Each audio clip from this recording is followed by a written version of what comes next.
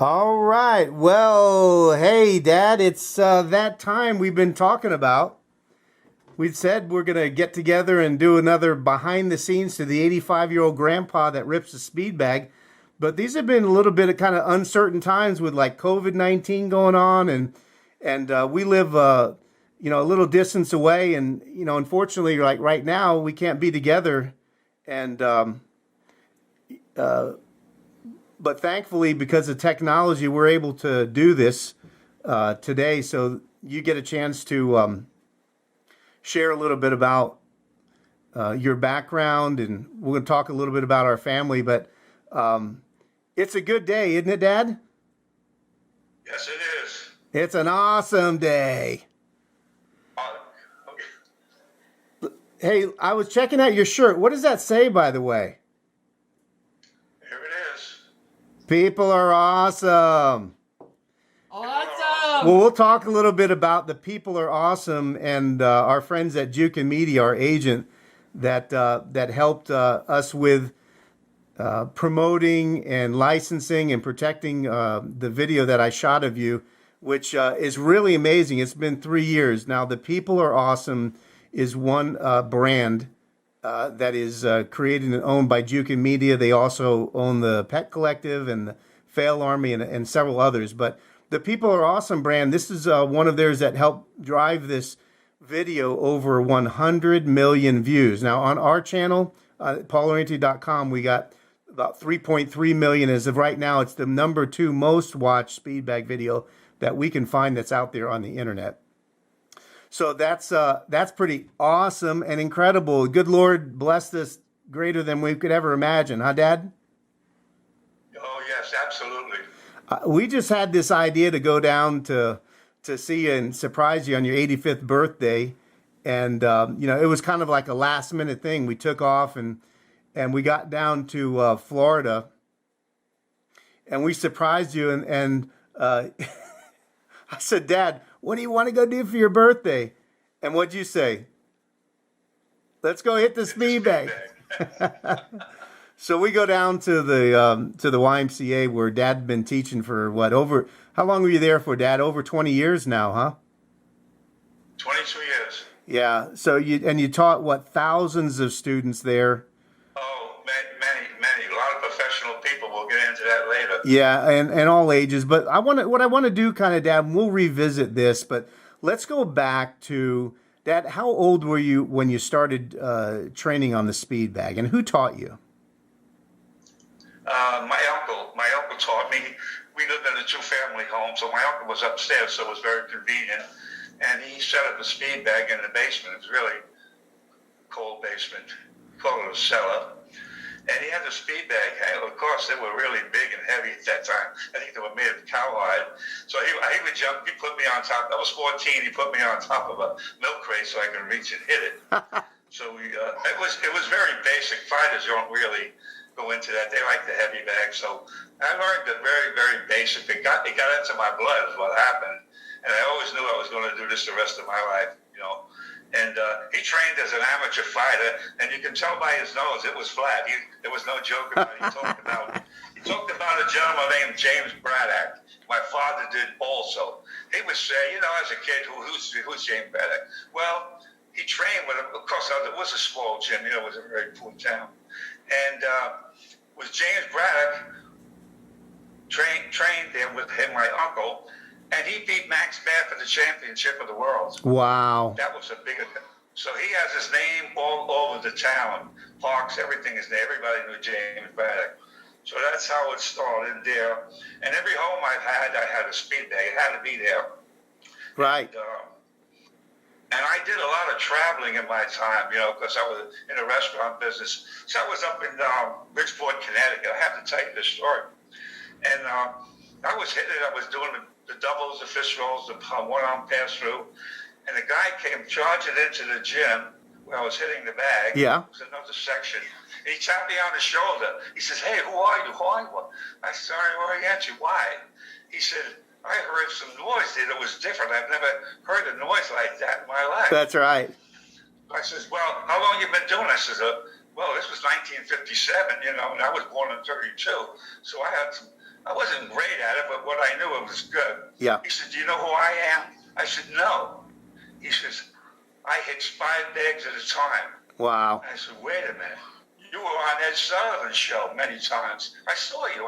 I don't know who you are, but that was great." He had a little room, like something like what I had. Wow. He would take, he traveled with us, so had me taking apart nuts and bolts. But he would start off with his knees, hitting, alternating with his knees, and then he would come with his elbows and start hitting with his elbows. Wow. And he had a bag above his head.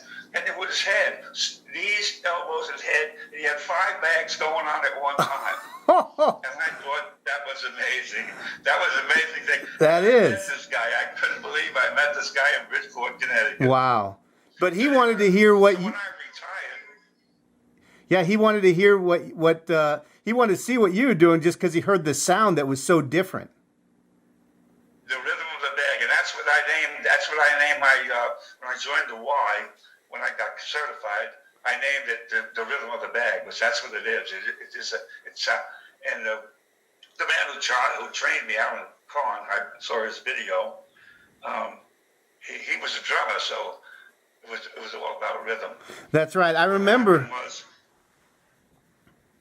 So I joined the Y in like 1997, I think it was 98, and when I joined the Y, they had a speed bag. I was really surprised, but not many Ys had speed bags. They had a heavy bag, but never a speed bag. So I hit it for a couple of years. And then one of my sons said, "Dad, I'm going to buy a house." And he says, "I want the same setup as you did. Pool table, ping pong, and the speed bag and weights." I said, "Okay." So I told him, go to ringside. He got a speed bag. When he got there, he said, "When you buy this, you really should get a video and a book how to do this here." So my son called me. I said, "Go get it." He says he hits it front, reverse, and sideways. I never heard of that. I did a few things like that, but not all of it. So that was Alan Kahn. So that was Alan Kahn, yeah, that was Alan Kahn, the author of the Speed Bag Bible. So my brother had seen that on the Ringside website, and he thought, "Wow, this is incredible. This guy hits the bag in all different directions." Kind of, like what we had been doing, but even more so. There was more over 30 techniques, right? So we got that. He got the video and sent it to you. Yeah, it was actually at that time it's one video now, 2 hours, but at that time it was a 2 hour, 4 videos. So every month we would rotate them. I would get it for a month, and I would send it to one of my other sons. So all my sons learned the speed bag. Right. They all learned the Alan Kahn way, my way, Alan Kahn way. That's how it all. And then the Y, when I 2000, let's see. Oh, in 2003. The Y approached me, management, and said, "You're good enough to teach it. Would you like to teach and have a program?" I said, "Would love to do it." He said, "The only problem is you have to be certified." And I said, "Well, God, there's nobody I know is better than me where I was living." So then I thought about, I called my boy up who bought that video. I said, "We got to get Alan Kahn's number. I can't get it. I can't reach him." So I talked to him. We talked for an hour. And I said, "I'd like to get certified." He said, "What do you want to do?" I said, "I want you to come to my hometown and do a demo for two demos and certify me if I'm good enough." That's right. And that's what we did. So 2003, I got certified. And then from there was a YMCA youth festival in Prague, Czech Republic. That's right. And my manager said to me, "How would you like to go there, Ernie?" I said, "Yeah." He said, "The only trick is you have to pay your own way." That's okay, I can do it. I want to spread the word I want to spread the word all over the world. That's right. So there were 7,500 youngsters, and they would come in groups with flags, Norway, Sweden, and they were all over the world, 50 countries. So I opened up at 9 o'clock in the morning until midnight, and I had a lamppost over my head. I could see it. And when I went over there, I said, "All I need is 4x4s, 2x4s, and plywood, because it has to be big." They put me on a hill. It had to be sturdy.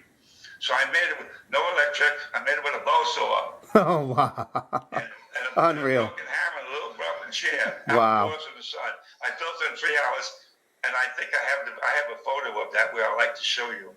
Yeah. So that was that. You got a photo of it still? Yeah, I'd love to see that.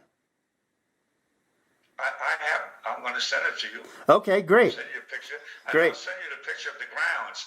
It looks like Florida with like 50 to 100 tents with, and I'll show you where I was at. I was in between two bandstands with a light, so everybody had to pass me to see the music, hear the music. So everybody saw me.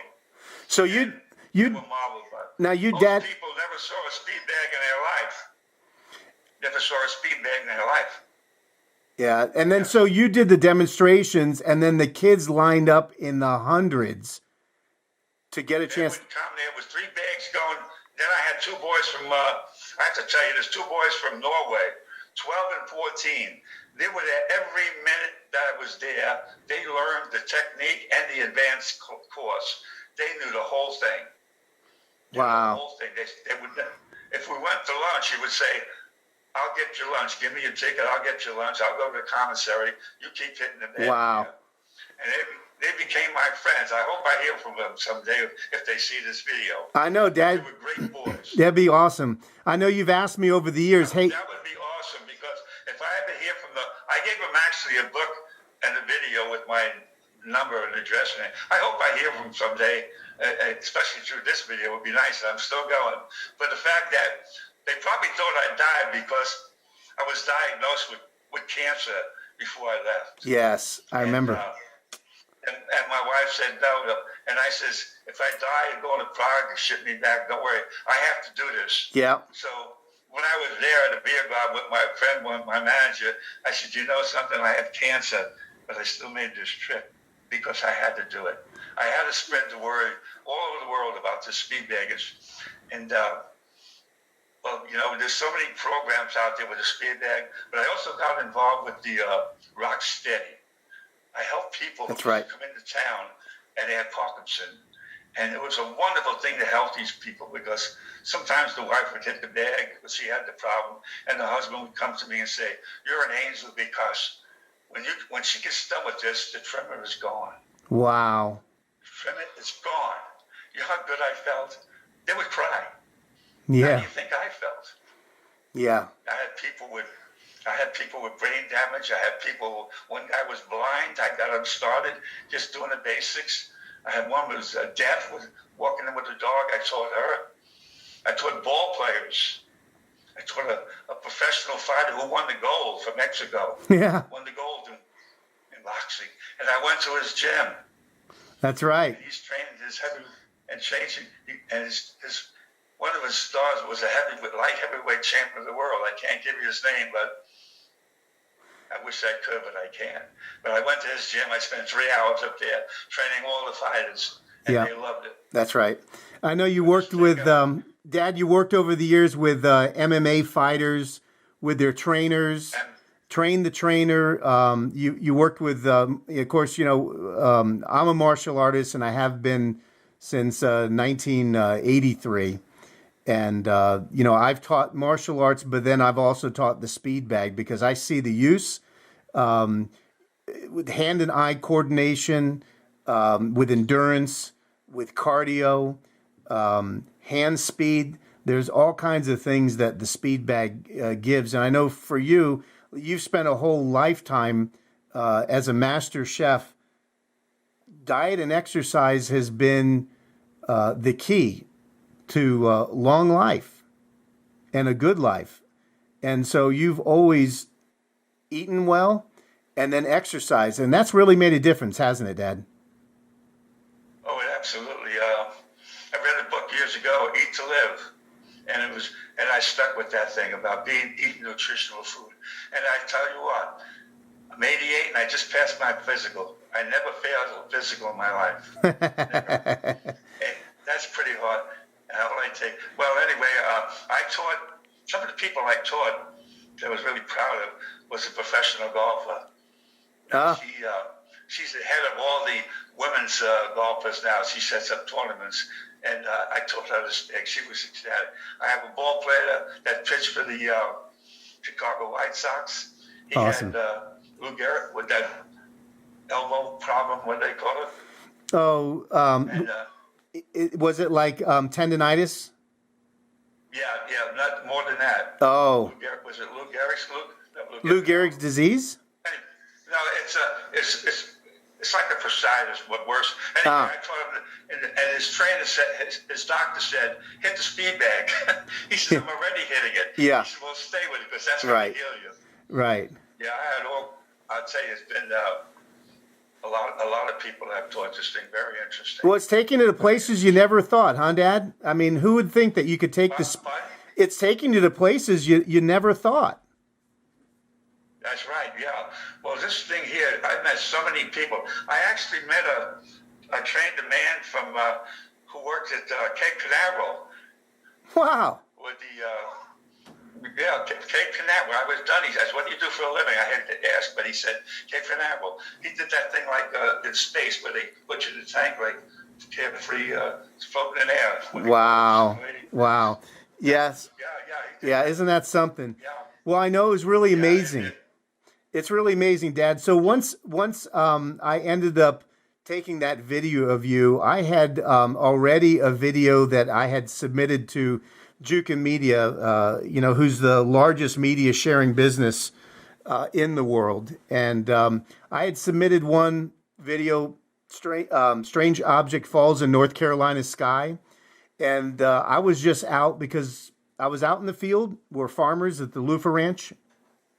I was out in the field and I was irrigating and I saw something strange falling out of the sky. And I figured it was a plane at first, but the more I looked at it, it just looked really odd. So I ran on the four-wheeler back up to the house, grabbed my camera, and I went out to the deck outside the house.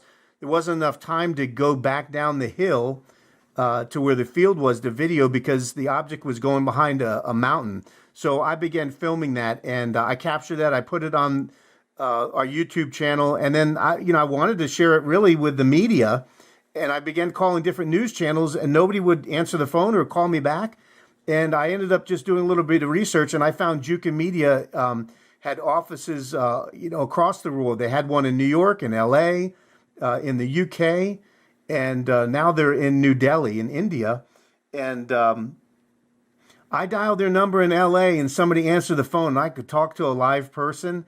And when I showed him the video of the falling object, he immediately wanted it. And so they took assignment on that, began protecting and promoting that one and licensing it. A few months later, then I shot the video of you on the speed bag, called them again. Immediately, they wanted that one as well. So a few months later, they put it into a little piece of it into a compilation on the People Are Awesome brand. And they called that video the 2017 People Are Awesome Martial Arts Edition. And that one ended up running in multiple places on the internet and different social media platforms, over 100 million views.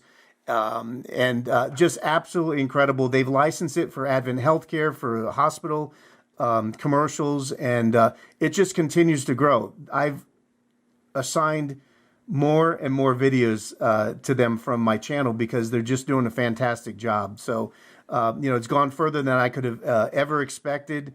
And I talked to them a few weeks back, and I said, our video is just amazing as far as how far the reach has been. My dad and I, we want to do a behind-the-scenes video. I think it's time. It's been 3 years. Dad's 88 years old. We only captured him just for a few minutes. Well, that whole video was just over 2 minutes, Dad. And you were kind of taking it easy. You weren't showing all the techniques that you do, which is really, over 30. But I just captured a little glimpse. We are just happy to spend the day with you.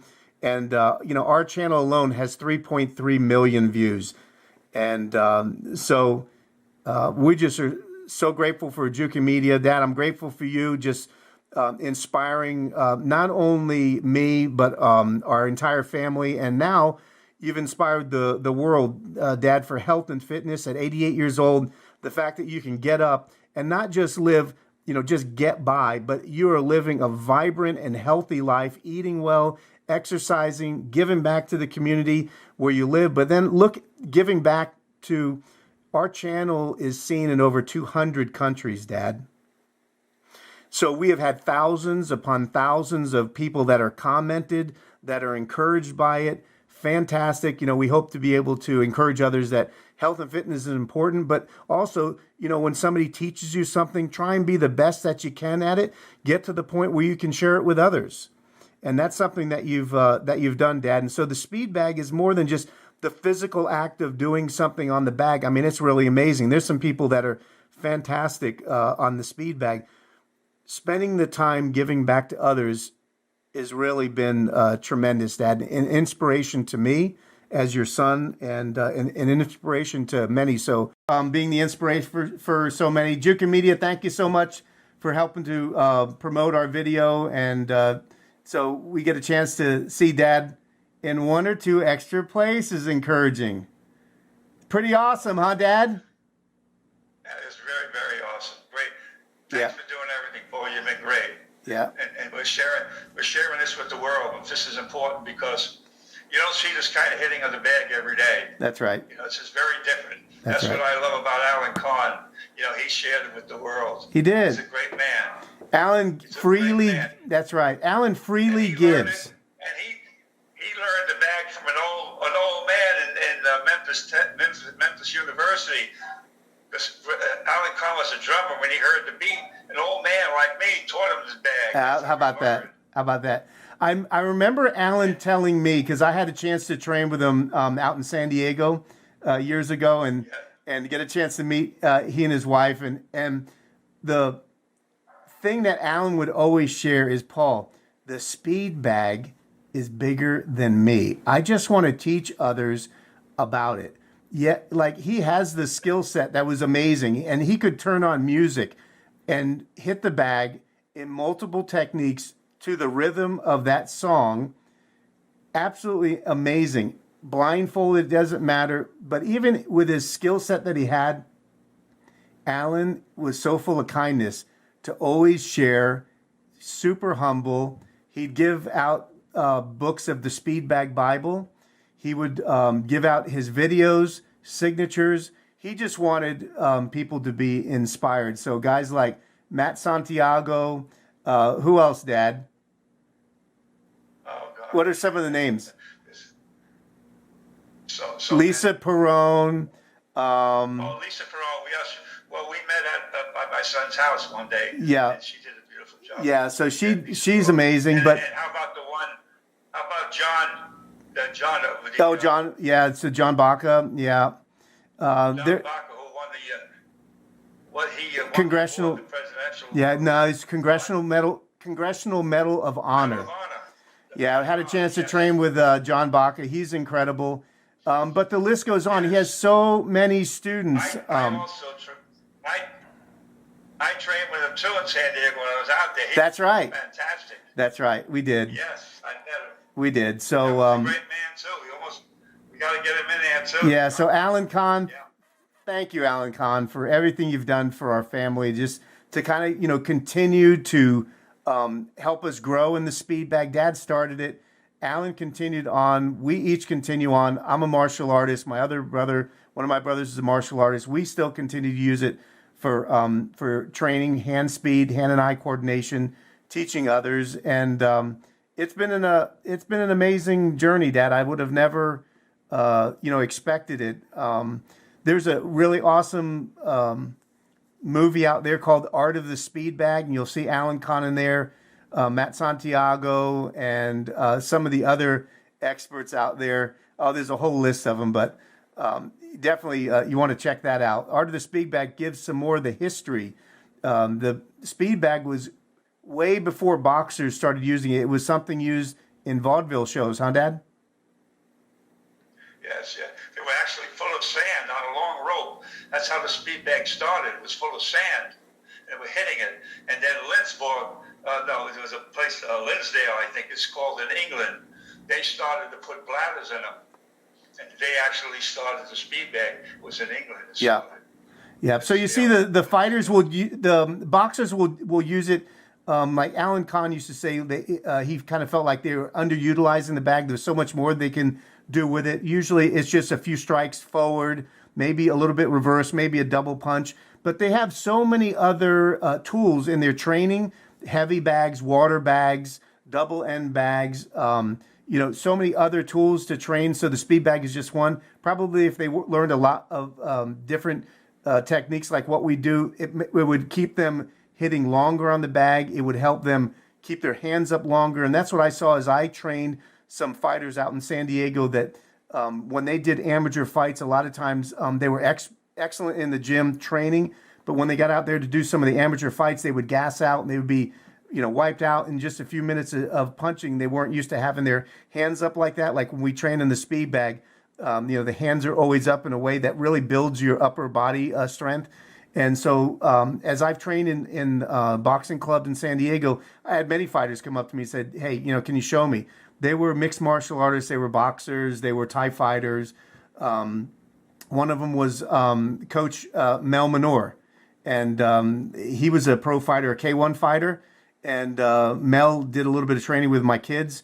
But I did some training also with Mel, show him a few tips on the speed bag. And Mel fought in front of 100,000 people as a K1 fighter. And so we've had a chance to really have an effect on some people and share this, Dad, in a way, way bigger than we thought, right? Yes. It's been good. There was one story here. My son's daughter was taking tennis lessons from a pro. He was from England, and he was a pro. And at the end of, they were training for quite a while, and I was there sitting watching. And at the end of the session, he says, you should really hit the speed bag. And to speed bag, he said, well, we have one at home. My dad has one. Why don't you come over and show me how to do it? So he came over. I said, boy, you're really good. Can you show me? That was really given to him, So I got up there and I started doing it. And he looked at me, he says, oh my God, he said, you hit the bag just like I learned from Alan Kahn. I said, well, he was shocked, but he was telling my granddaughter to hit the speed bag. Yes, that's my last story. I'm running out of stories. Well, hey, Dad, thanks so much. Hey, thanks again. We're gonna send you. I'm gonna say everything from Prague, the grounds, how everything was. Great. My speed bag platform. I'm gonna mail it with your phone. I'll return it to you. Okay. Okay, sounds great, Dad. Hey, we love you. Oh, we love you, and God bless. God bless you, Dad. And God bless Alan Kahn, great man. That's right. Amen. Amen. I love you, Dad. Ciao.